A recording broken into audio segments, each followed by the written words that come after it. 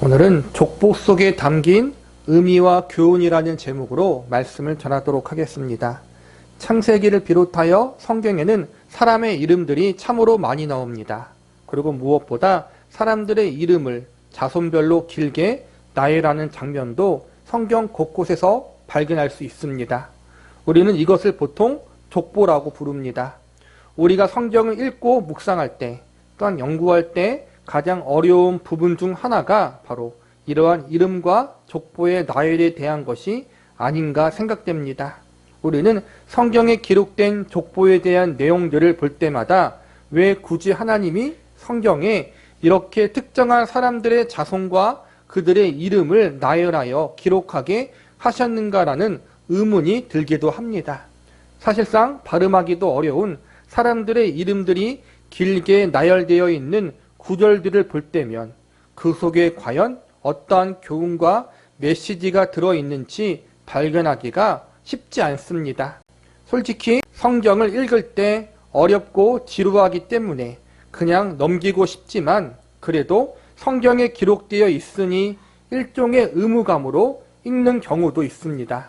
하나님은 도대체 왜 이리도 많은 사람들의 이름을 나열한 족보를 성경에 기록해 놓으셨을까요? 우리는 오늘 성경에 기록된 족보 속에 담긴 교훈과 의미에 대해서 다뤄보려고 합니다. 왜 하나님께서 성경 속에 족보를 기록해 놓으셨는지, 성경이 기록한 족보가 저와 여러분에게 주는 의미와 교훈은 무엇인지 살펴보도록 하겠습니다. 성경 속 족보 속에 담긴 의미와 교훈은 첫 번째로 하나님이 모든 것을 다 알고 계심을 알려주고 있습니다.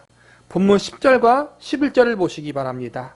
셈의 족보는 이러하니라. 셈은 100세 곧 홍수 후 2년에 아르박삿을 낳았고 아르박삿을 낳은 후에 500년을 지내며 자녀를 낳았으며. 성경에는 다양한 족보들이 등장합니다. 창세기 5장에서는 아담에서부터 노아에 이르기까지의 족보가 나오고 10장에서는 노아의 아들들의 족보가 나옵니다. 그리고 오늘 우리가 배우게 될 창세기 11장에서는 노아의 세 아들 중 셈의 자손들에 대한 족보가 기록되어 있습니다. 아담에서부터 노아까지, 그리고 다시 셈에서부터 아브람까지 이 족보들에 등장하는 사람과 사람의 간격은 짧게는 수백 년에서 길게는 수천 년이 됩니다. 수백 년, 수천 년의 세월의 흐름 앞에 수많은 사람들이 이 땅에서 살다가 죽었습니다. 물론 성경의 족보들에는 아담과 노아와 셈의 모든 자손들의 이름이 다 기록된 것은 아닙니다. 성경에 나오는 족보는 자손들 중에서 대표자의 이름만 기록하고 있습니다. 즉, 성경의 족보는 대표성을 가지고 기록된 족보입니다. 대표성을 가졌다는 것은 족보에 이름이 기록된 그 사람이 수많은 사람들을 대표하고 있다는 것입니다. 비록 모든 사람들의 이름이 다 기록된 것은 아니지만 성경의 족보들과 이름들을 기록해 놓은 것은 하나님이 그들을 포함하여 이 땅에 살다간 모든 인간들의 삶을 다 알고 계시다는 사실을 상징적으로 알려주고 있는 것입니다. 우리는 이 땅에 태어난 사람들의 이름을, 그리고 생명이 다하여 죽은 사람들의 이름을 모두 다 모릅니다. 또한 이들이 구체적으로 어떠한 인생을 살았고 무슨 일을 했는지도 다 모릅니다. 그러나 하나님은 모두 다 알고 계십니다. 출애굽기에 보면 모세를 향해 하나님께서 이름으로 너를 알았다고 말씀하십니다. 이름으로 알았다는 것은 모세라는 사람의 두 글자 이름만 알았다는 것이 아니라 하나님께서 모세의 삶과 그의 인생의 모든 것을 다 알고 계시다는 것을 의미하는 것입니다. 성경에서 하나님이 이름을 부르고 아셨다는 의미는 이처럼 그 사람이 어떠한 인생과 삶을 살아왔는지 다 알고 계시다는 것이고, 한 발 더 나아가 인생을 살면서 겪었던 표면적 사건만 아시는 것이 아니라 그 사람의 마음과 생각까지도 하나님이 모두 알고 계시다는 것을 뜻합니다. 하나님이 우리의 모든 것을 다 알고 계시다는 사실에 사람들은 두 가지로 반응할 수 있습니다. 하나는 꺼림직하고 불편한 반응을 보일 수 있고 또 하나는 기쁘고 즐거운 반응을 보일 수 있습니다. 꺼림직하고 불편한 반응을 보이는 경우는 하나님 앞에 죄악된 모습, 불신앙의 모습으로 살아가는 사람들일 것입니다. 자신들의 부끄럽고 은밀한 죄악들을 숨기고 싶어하는 죄인들에게 있어서 모든 것을 다 아시는 하나님은 너무나도 두렵고 불편한 존재로 다가올 수밖에 없습니다. 그들은 자신들이 가지고 있는 더럽고 추악한 죄악의 모습들이 드러나는 것을 견딜 수 없어 합니다. 반면 하나님을 참되게 사랑하고 그분 앞에 믿음으로 인생을 살아가는 사람들은 모든 것을 다 아시는 하나님으로 인해 기뻐하고 즐거워할 수 있습니다. 왜냐하면 믿는 성도들에게 있어서 모든 것을 아시는 하나님은 나를 가장 사랑하시는 아버지가 되시기 때문입니다. 그러므로 믿는 성도들에게 있어서 내 인생을 아시고 내 마음을 아시는 하나님은 나의 위로자가 되어주시고 나의 안식처가 되어주시기 때문에 그분으로 말미암아 기뻐하고 즐거워할 수 있는 것입니다. 저와 여러분에게 있어서 하나님은 어떠한 하나님으로 다가오고 계십니까? 불편하고 꺼림직한 하나님으로 다가오고 있습니까? 아니면 기쁨과 즐거움의 하나님, 나의 위로자요 안식처의 하나님으로 다가오고 있습니까? 저와 여러분에게 있어서 하나님은 기쁨과 즐거움의 하나님, 내가 가장 사랑하는 아버지 하나님으로 다가올 수 있기를 바랍니다. 성경의 족보 속에 담긴 의미와 교훈은 두 번째로 하나님이 믿음의 자손들을 기억하신다는 사실을 알려주고 있습니다. 성경에 기록된 족보와 이름들은 크게 믿는 자손들과 믿지 않는 불순종의 자손들에 대한 기록이라고 볼 수 있습니다. 아담의 자손 중에서 나온 두 족보가 있는데 하나는 가인의 족보고 또 하나는 셋의 족보입니다. 이 중에서 가인의 족보는 믿지 않은 자의 자손들을 상징하고 셋의 족보는 믿는 자의 자손들을 상징하고 있습니다. 성경에 기록된 족보를 보면 계속해서 불신앙의 계보와 믿음의 계보가 끊이지 않고 계속해서 이어져 나오고 있음을 발견할 수 있습니다. 가장 안타까운 사실은 불신앙의 계보가 믿음의 계보보다 숫자 면에서 훨씬 더 앞서고 있다는 것입니다. 그리고 믿음의 자손들이 불신앙의 자손들의 영향을 받아 세상의 길로 가는 경우들도 계속 발생한다는 것입니다. 대표적으로 믿음의 자손을 대표하는 셋의 자손들이 불신앙을 대표하는 가인의 후손들에게 동화가 되어 믿음을 버리는 경우들이 발생합니다. 나중에는 셋의 자손들 중에 유일하게 노아의 가족들만 믿음을 지키게 됩니다.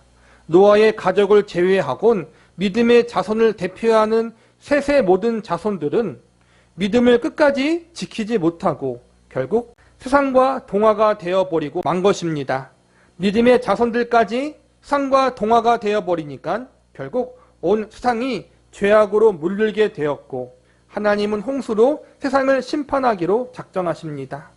하나님이 내리신 홍수의 심판으로 인해 불신앙의 자손을 대표하는 가인의 족보는 끝났고 그들과 동화되어 믿음을 버린 셋의 나머지 자손들도 다 함께 심판을 받아 멸망을 당합니다. 다행히 하나님은 타락하고 부패한 세상 속에서 마지막으로 남은 믿음의 자손인 노아와 그의 자녀들을 통해서 새롭게 믿음의 계보를 잇도록 섭리하십니다. 그러나 안타깝게도 믿음의 자손을 대표하는 노아의 가족 중에서도 다시 불신앙을 택한 함의 자손이 등장하게 됩니다. 홍수의 심판을 피해 살아남은 믿음의 사람인 노아였습니다. 그의 자손들 역시 노아와 함께 홍수의 심판으로부터 구원을 받았습니다. 그러나 이러한 가운데 노아의 자녀 중 한 명인 함이 불신앙의 자손들을 대표하는 인물로 변질되어 버리게 됩니다. 그리고 이와는 반대로 노아의 자녀인 셈은 계속해서 믿음의 계보를 이어가게 됩니다. 이처럼 세상은 계속해서 불신앙의 자손들과 믿음의 자손들로 양분되어집니다. 그리고 이 가운데 하나님께서는 어떤 이들이 하나님 앞에 믿음으로 살았는지, 어떤 사람이 불신앙의 삶을 살았는지 모두 다 알고 계십니다. 성경에 보면 언제나 불신앙의 자손들은 세상에서 다수를 차지하고 믿음의 자손들은 소수라는 점을 발견합니다. 그리고 믿음의 자손들은 불신앙의 자손들에게 둘러싸여 많은 어려움과 고난을 당해왔습니다. 믿음의 자손들은 고난 중에서도 속적인 가치관을 거부하고 세상 안에서 믿음을 지키기 위해서 믿음의 선한 싸움을 지속적으로 싸워 나갔습니다. 세상 사람들의 눈으로 볼 때 믿음의 자손들의 이러한 노력은 참으로 어리석게 보일 것입니다. 하나님의 백성들을 비웃고 조롱할 수 있습니다. 괜한 시비와 핍박을 가할 수도 있습니다. 이러한 고난 때문에 믿음의 자손인 하나님의 백성들이 낙심과 절망을 경험하기도 합니다. 그러나 이러할 때 우리가 기억해야 할 것은 하나님께서 믿음의 족보를 계승한 이들이 믿음을 끝까지 지키기 위해 힘쓰고 애썼던 모든 것을 다 알고 계시고 그들의 믿음의 인내와 고생에 대해서도 다 보고 계시다는 것입니다. 반대로 불신앙을 계승한 이들의 악한 모습, 믿음을 포기하고 세상과 타협한 이들의 불순종과 죄악된 모습에 대해서도 모두 다 알고 계십니다. 성경책의 족보와 이름을 기록하신 하나님은 그분의 생명책에 믿음대로 살았던 사람들의 이름을 기록하실 것이고 불순종 가운데 살았던 사람들의 이름을 따로 구분하여 적어 놓으실 것입니다. 상과 타협하지 않고 끝까지 믿음을 지키고 계승한 이들, 노아와 셈과 같은 이들은 하나님의 생명책에 믿음의 자녀라고 부르며 그 이름이 기록될 것입니다. 반대로 하나님의 말씀에 불순종하며 상과 동화된 삶을 살았던 사람들은 죄악의 자녀라 일컬으며 그 이름이 기억되게 될 것입니다. 우리는 하나님에게 믿음의 아들과 믿음의 딸로서 우리의 이름이 기록되어지는, 그분께 기억되어지는 영광과 은혜를 사모해야 합니다. 우리의 이름이 하나님 앞에 어떻게 기억되어지기를 원하십니까? 믿음의 사람으로 기억되기를 원하십니까? 아니면 불순종의 사람으로 기억되기를 원하십니까? 저와 여러분이 하나님 앞에 믿음의 족보에 이름이 올라온 믿음의 자손들로 기억되어지기를 기도합니다. 죄악으로 가득 찬 세상 가운데에서 세상에 물들지 아니한 순결한 믿음을 가진 자들, 하나님 앞에 믿음의 자녀와 백성으로 기억될 수 있는 저와 여러분이 되기를 기도합니다. 성경의 족보 속에 담긴 의미와 교훈은 세 번째로 하나님이 믿음의 자손들을 아주 기쁘게 여기고 계심을 알려주고 있습니다. 하나님은 믿음의 족보를 잇는 이들을 더 특별한 사랑과 관심으로 바라보고 계십니다. 믿음의 족보를 계승한다는 것은 그가 하나님을 믿는 믿음을 갖고 있고 이는 곧 그가 하나님의 자녀와 백성된 신분에 있음을 알려주는 것입니다. 성경에는 하나님을 선하신 분, 신실한 분으로 묘사하고 있습니다. 즉 하나님은 그분의 백성들에게 선하신 왕이시며 그분의 자녀들에게 신실한 아버지이신 것입니다. 왕이시며 신실한 아버지가 되시는 하나님은 그분이 창조한 모든 피조물들 가운데 그분의 백성과 자녀들에게 더욱 크고 특별한 사랑을 가지고 계십니다. 본문 25절과 26절을 보시기 바랍니다. 데라를 낳은 후에 119년을 지내며 자녀를 낳았으며 데라는 70세에 아브라함과 나홀과 하란을 낳았더라. 오늘 본문에 나온 족보는 하나님의 선택하신 백성 셈의 족보입니다. 이 족보에서 아브라함이 나오고 이삭과 야곱이 나옵니다. 여기서 성경이 우리에게 가르치고 있는 가장 중요한 교훈 중 하나는 믿음의 족보, 믿음의 가정에서 믿음의 자녀와 후손이 나올 가능성이 훨씬 높다는 것입니다. 물론 반대의 경우들도 있습니다. 믿음의 부모 아래 불신앙의 자녀가 나오기도 하고 불신앙의 부모 아래 믿음의 자녀가 나오는 경우가 있습니다. 그러나 성경에서 가르치는 기본 원리는 부모가 믿음으로 바로 섰을 때 자연스럽게 자녀도 믿음으로 바로 선다는 것입니다. 믿음의 족보는 믿음의 부모가 그들의 후손과 자손들에게 자신이 가진 믿음을 계승할 때 만들어집니다. 그러므로 우리가 성경 속에 기록된 가문의 족보와 이름들을 통해서 가장 중요하게 배울 수 있는 교훈과 메시지는 우리의 자녀와 후손들을 위해서 우리 자신이 올바른 믿음의 부모가 되어야 한다는 것입니다. 그러기 위해서는 부모 자신이 먼저 하나님 앞에 인생을 믿음으로 살아야 합니다. 우리의 모든 것을 다 아시는 전지하신 하나님 앞에 부모이자 믿음의 선배인 우리 자신이 먼저 믿음을 가지고 책임 있는 삶을 살아야 한다는 것입니다. 우리나라를 보면 점점 기독교 인구가 줄어드는 것을 볼 수 있습니다. 물론 우리나라의 출산율이 떨어지고 인구가 감소하는 것도 이유가 있겠지만 믿음의 가정 안에 속해 있던 자녀들이 성인이 되어 교회를 다니지 않고 믿음을 저버리는 경우들도 상당 부분 포함됩니다. 물론 성인이 된 자녀들이 믿음을 저버리는 가장 큰 잘못은 본인 자신에게 있습니다. 본인의 신앙생활은 본인에게 가장 큰 책임이 있습니다. 하나님을 믿는 믿음은 누군가가 강요해서 생길 수 없는 문제이기 때문입니다. 그러나 그럼에도 불구하고 어릴 적 보여준 부모의 올바른 믿음과 신앙생활은 분명 어린 자녀들에게 선한 영향력을 끼칩니다. 그리고 성인이 되어 교회를 다니지 않는 많은 이들의 경우를 보면 믿음의 부모가 자녀들에게 바른 믿음의 본을 보여주지 못한 경우들이 상당히 많습니다. 부모가 교회를 잘 다니지만 정작 자녀들이 볼 때 교회를 잘 다니는 것 외에 그리스도인으로서 본받고 싶은 신앙의 모범을 발견하지 못한 것입니다. 하나님은 부모를 하나님의 대리자로 세우셔서 자녀들을 바른 신앙으로 양육하는 소명을 맡겨주셨습니다. 하나님은 우리가 우리의 자녀들에게 하나님을 잘 믿었더니 이 땅에서 성공하고 잘 됐다는 것을 믿음의 증거로 보여주기 원치 않으십니다. 하나님을 잘 믿으면 큰 능력을 얻고 영적으로 큰 체험을 할 수 있다는 것을 신앙의 주된 내용으로 알려주는 것도 원하지 않으십니다. 신을 잘 믿었더니 세상에서 잘 되었다. 영적인 큰 체험을 했다. 이러한 가르침은 다른 종교에도 얼마든지 있는 내용이기 때문입니다.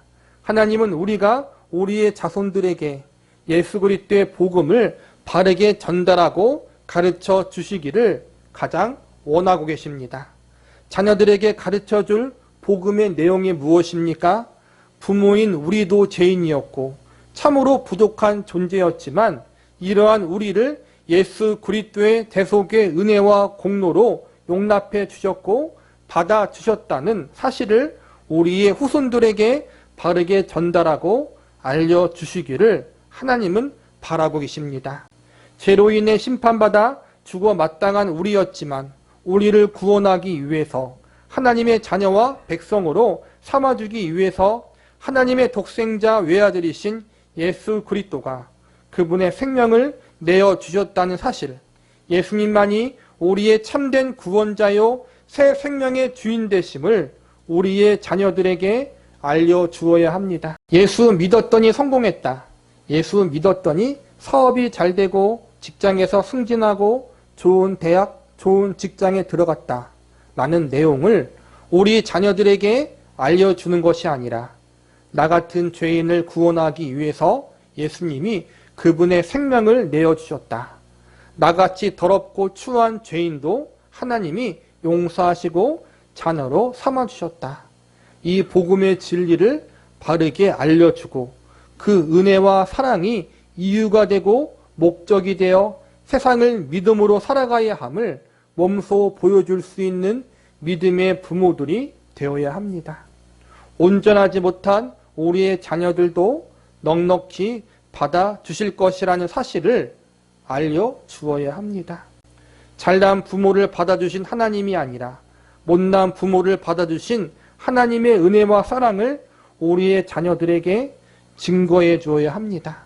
비록 부족하고 약한 것이 많은 우리들이지만 예수 그리스도로 말미암아 우리에게 나타난 그 은혜와 사랑을 의지하며 상 속에서 바른 믿음을 가지고 살아가는 모습을 우리의 후손들에게 보여줄 수 있기를 바랍니다. 우리는 성경에 기록된 족보를 통해서 하나님이 믿음의 자손들이 세워지는 것을 매우 기뻐하시며 그 일을 우리들에게 맡기셨다는 사실을 배울 수 있어야 합니다. 그러므로 우리 자신이 먼저 바른 믿음의 부모가 되고 바른 선배가 되어서 우리의 자녀와 후손들에게, 후배들에게, 영적인 자녀들에게 바른 믿음을 심어주고 양육할 수 있는 자리에까지 설 수 있는 저와 여러분이 되기를 기도합니다. 말씀을 정리하겠습니다. 우리는 오늘 성경에 기록된 족보를 통해서 배울 수 있는 교훈에 대해서 살펴보았습니다. 우리는 성경에 기록된 족보를 통해서 하나님이 우리의 모든 인생을 다 아시고 계시다는 사실을 배울 수 있습니다. 그리고 믿음의 자손들이 하나님을 믿는 순전한 믿음을 지키고 계승하기 위하여 힘쓰고 애썼던 모든 것들을 귀하게 보시고 하나도 빠짐없이 하나님이 기억하고 계심에 대해서도 배울 수 있습니다. 사람도 누군가가 내가 한 고생에 대해서, 내가 한 노력과 애씀에 대해서 알아주고 공감해 준다면 크게 위로를 받습니다. 하물며 하나님이 우리의 모든 것에 대해 알고 계시고 특별히 믿음을 지키기 위해서, 계승하기 위해서 힘썼던 모든 것들에 대해서 다 기억해 주고 계신다면 그 사실만으로 얼마나 큰 위로가 될 수 있겠습니까? 그런데 여기서 우리가 기억해야 할 더 중요한 사실은 하나님은 우리의 힘씀과 애씀에 대해서 알아만 주시는 분으로 끝나지 않고 그 이상의 것을 우리를 위해서 해 주실 수 있는 전능자라는 것입니다.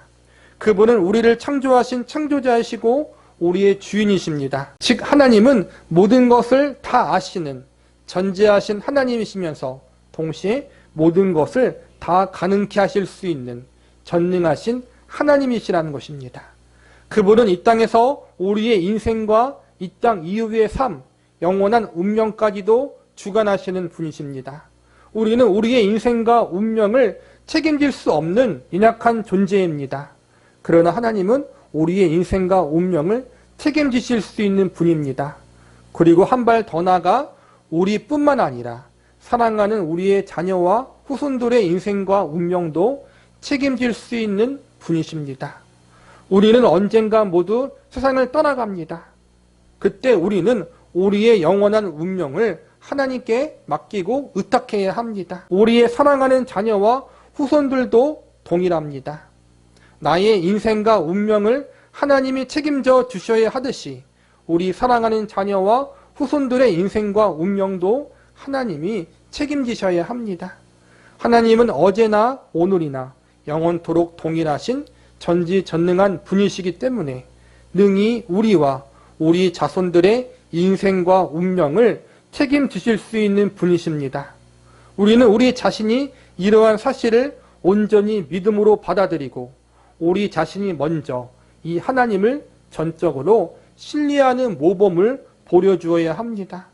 오늘날 하나님을 믿는 신앙을 계승한다는 것은 곧 예수 그리스도를 자신들의 구세주로 믿고 영접하는 신앙을 계승하는 것이라고 할 수 있습니다.